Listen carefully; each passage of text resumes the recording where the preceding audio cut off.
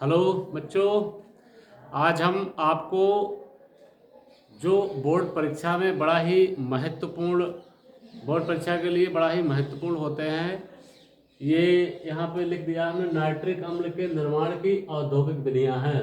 ये दो विधियाँ हैं, इनमें जो है ये दोनों ही प्रक्रम औद्योगिक निर्माण के बड़े ही मोस्ट इम्पॉर्टेंट हैं, जो आपके लिए हम आज आपको बताएंगे। बच्चे चित्र बनाने में थोड़ा कन्फ्यूजन में रहते हैं, तो कैसे करके चित्र बनाएं जिससे रिएक्शन कैसे हो जाएं, उसके कक्ष याद रखें आप लोग, जिससे आपको बनाने में कोई दिक्कत ना हो। तो हम आपको आज यही वीडियो बना के डाल रहे हैं। देखिए आप लोग, नीचे दिखाई दे रहा है, पानी तो नहीं दिखाई दे रहा। सबसे पहले तो आपका यहाँ पे हमने बर्कलैंड आर्ट प्रक्रम या आर्क प्रक्रम है ना। आर्क का मतलब होता है चिंगारी, जैसे निकलते हैं आपस में किस तरह से दो तारों को टच करो चिंगारी निकलते हैं, उसको आर्क कहते हैं। तो ये सबसे पहले हम ये प्रक्रम बताएंगे। इसका डायग्राम देखिए कैसे बनाएंगे। सबसे पहले एक हम यहाँ पे कक्ष ले रहे हैं।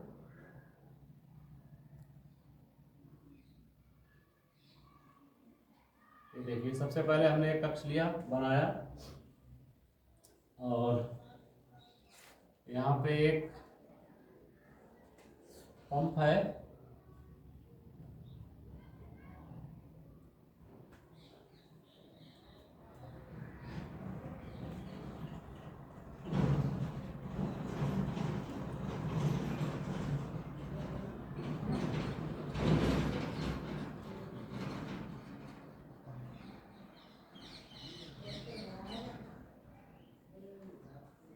ये कूलिंग पाइप लगा होगा रास्ते में, जिससे जो है यहाँ पे शीतलक कहो या कूलिंग पाइप कहो, और यहाँ पर भी ये कूलिंग पाइप है।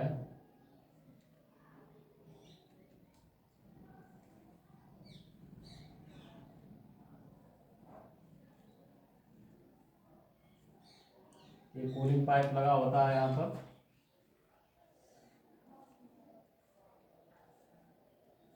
और इस कूलिंग पाइप से जुड़ा हुआ आपका एक कक्ष होता है, जिसको हम कहते हैं आक्सीकारक कक्ष।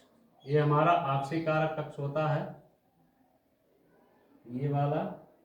और इस आक्सीकारक कक्ष से ही लगा हुआ एक दूसरा कक्ष होता है, जिसको हम कहते हैं अवशोषण कक्ष। देखिए अवशोषण कक्ष है। अवशोषण कक्ष में ये सिलिका यहाँ रहता है उपस्थित।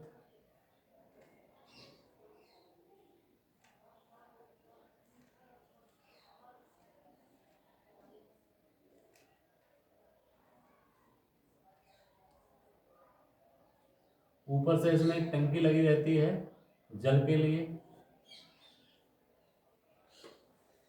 और इसमें सबसे पहले ऊपर से यहाँ से भेजी जाती है वायु।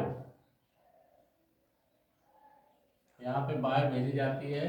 इस ये बलवर, इसका नाम होता है बलवर। ये बलवर होता है। और ये जो है इसमें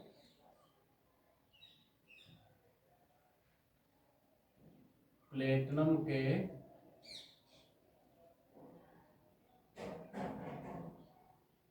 तरह से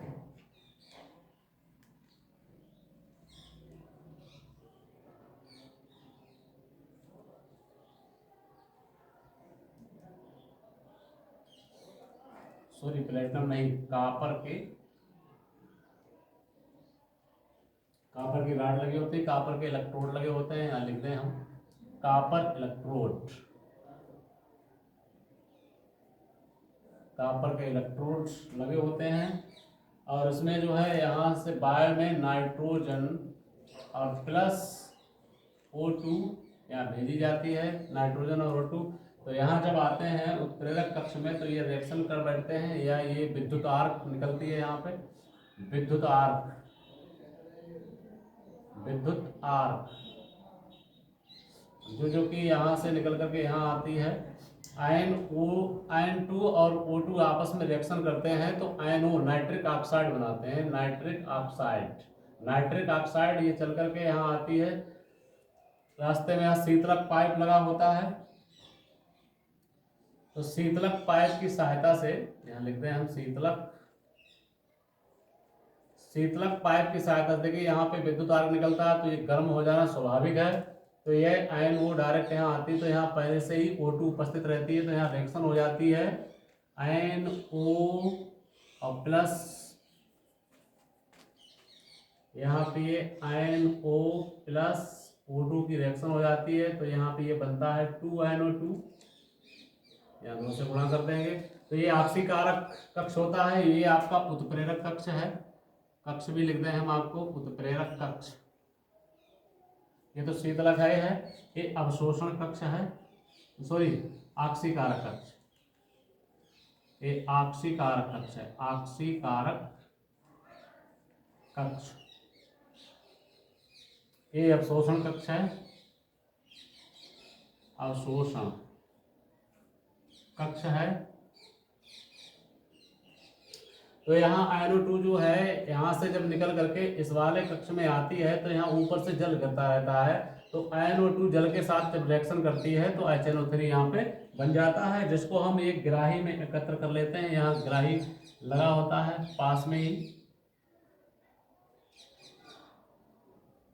ये देखिए यहाँ पे ग्राही होता है, इसको हम ग्राही कह देंगे। ये ग्राही हमारा लगा होता है जिसमें हम HNO3 एकत्रित कर लेते हैं। और ये सिलिका होता है, ये सिलिका होता है। यहाँ पे कक्ष हमने आपको सब बता ही दिए हैं। तो देखिए चलिए इनके रिएक्शन बताते हैं। सबसे पहले क्या होता है, सबसे पहली जो रिएक्शन होती है वो नाइट्रोजन प्लस जो बाय होती है उसमें ये उपस्थित रहता है, और ये पहली रिएक्शन कर बैठते हैं आपस में इस तरह की। ANO2 plus N2O2 nitric oxide बनाते हैं, नाइट्रिक ऑक्साइड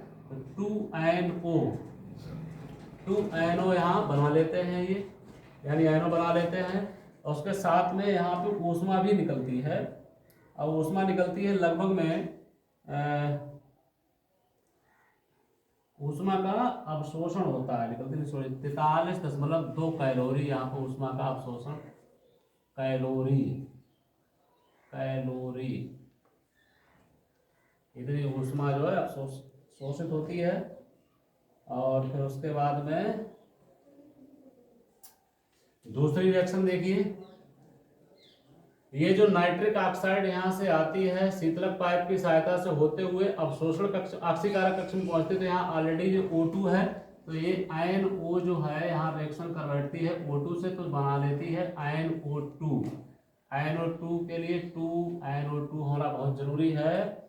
फिर ये आयन O2 जो है ये इस वाले स्तंभ में पहुंचे, अवशोषण कक्ष में जब पहुंचती है तो ऊपर से यहाँ जल गिरता रहता है, तो ये आयन O2 और प्लस H2O आपस में मिलकर के बनाते हैं आपका ये जल, सॉरी HNO3, और इसमें नाइट्रिक ऑक्साइड भी बनती है, आयन O भी बनती है थोड़ी मात्रा में। तो ये यहाँ पे आप 3 मात्रा लीजिए इसकी, 3 दूनी 6 H2O, तो यहाँ पे 2 लो, यहाँ पे इस तरह से ये बना हमारा मेन प्रोडक्ट जो हमको बनाना था, ये बना। तो तीनों रिएक्शन ही बड़ा ही इंपॉर्टेंट है, तो आप सभी लोग जो है इसको देखा होगा आप लोगों ने, बड़ा सिंपल सी विधि है बनाने की। अगर आप थोड़ा सा ध्यान देंगे तो बड़े ही आसानी के साथ में ये डायग्राम बन जाएगा, जिससे आपको कोई दिक्कत नहीं होगी। दूसरा है यहाँ पे हम बता रहे हैं आपको ओस्टवाल्ड प्रक्रम, इसके भी देखिए चित्र बना के बता रहे हैं, रिएक्शन इसी प्रकार उसकी भी है, तो इसके भी चित्र देख लीजिए। एक बड़ा सा कक्षक होता है, इसको हम अलग कर दें, ये इस तरह से आपका ये अलग हो गया है। इसका भी चित्र छोटा सा ही, ज्यादा बड़ा नहीं है। तो ये देखिए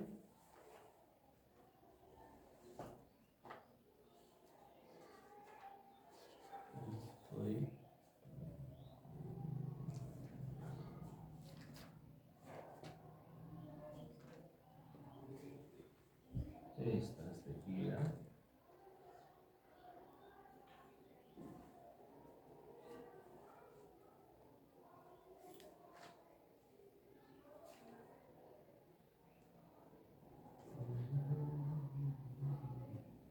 ये आपका आगे आक्सीकारक स्तंभ होता है। ये आक्सीकारक स्तंभ के आगे जो है एक दूसरा स्तंभ होता है जिसको हम अवशोषण स्तंभ कहते हैं।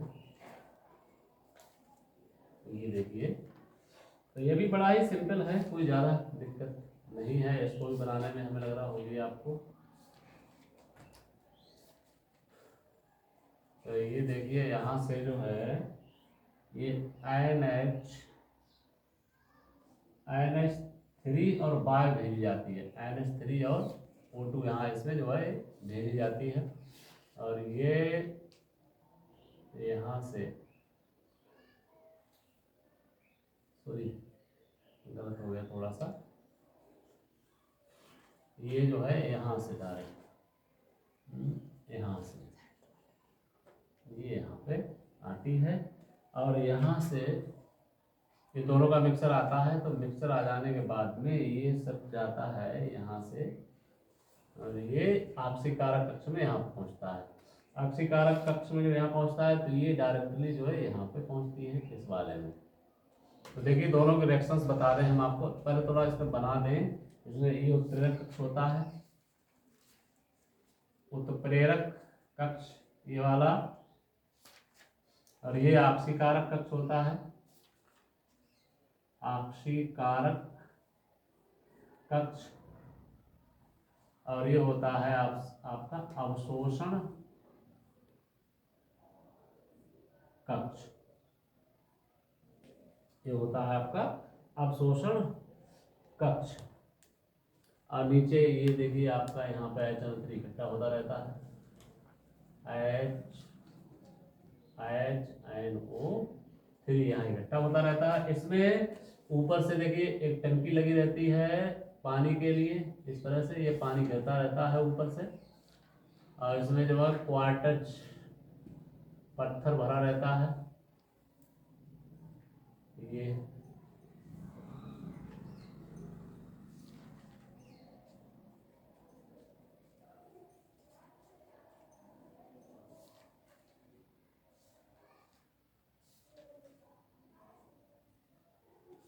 और इसमें जो है ये आक्सीकारक स्तंभ है, लिख दिया हमने पहले से ही। इसमें जो है ये आपका प्लेटिनम की जाली लगी होती है। ये प्लेटिनम की जाली लगी होती है इस तरह से।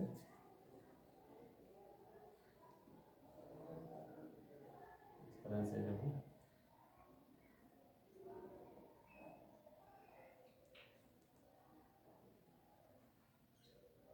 ये जाली लगी होती है।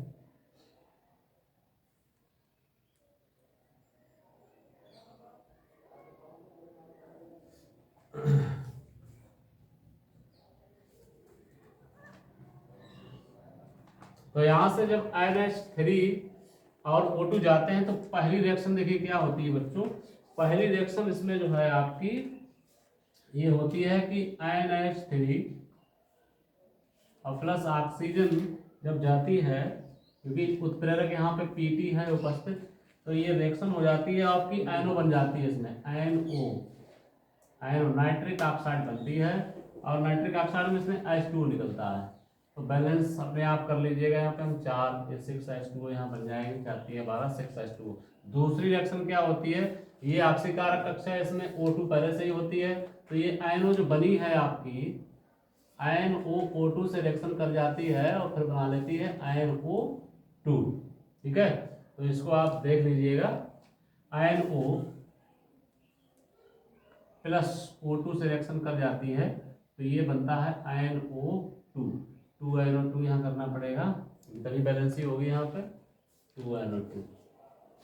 अच्छा, ये 2NO2 जब बनती है तो यहाँ ऊपर से देखिए जल गिरता रहता है, यहाँ लिखते हैं जल। तो ये जल के साथ रिएक्शन कर बैठता है, और जल के साथ रिएक्शन करने के बाद में HNO3 बनता है आपका। जल के साथ रिएक्शन करने से HNO3 और थोड़ी सी मात्रा में बनती है आपकी आयनो, नाइट्रिक ऑक्साइड पुनः बन जाती है। तो ये जो है 2HNO3 ये नाइट्रिक ऑक्साइड बना आपका।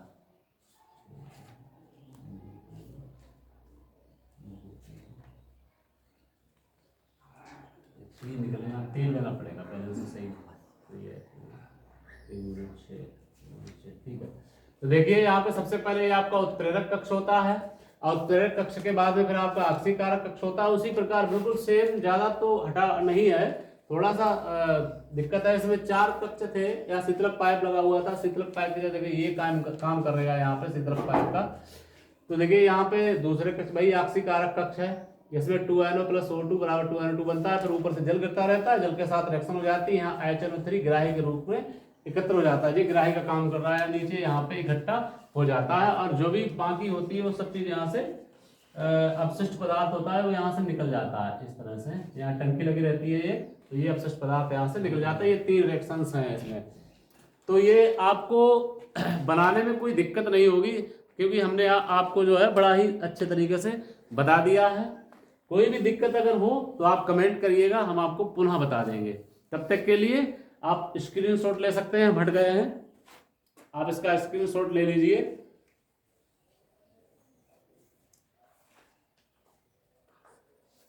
ले लिया स्क्रीनशॉट? तो उम्मीद करते हैं सभी बच्चे जो है बड़ा अच्छे से पढ़ेंगे, तैयारी करेंगे और हम आपको इम्पॉर्टेंट, जब तक केमिस्ट्री का पेपर आएगा तब तक ऐसे ही महत्वपूर्ण वीडियोस बना के डालते रहेंगे जो आपकी परीक्षा में बड़ा ही महत्वपूर्ण होने वाले हैं। तब तक के लिए धन्यवाद।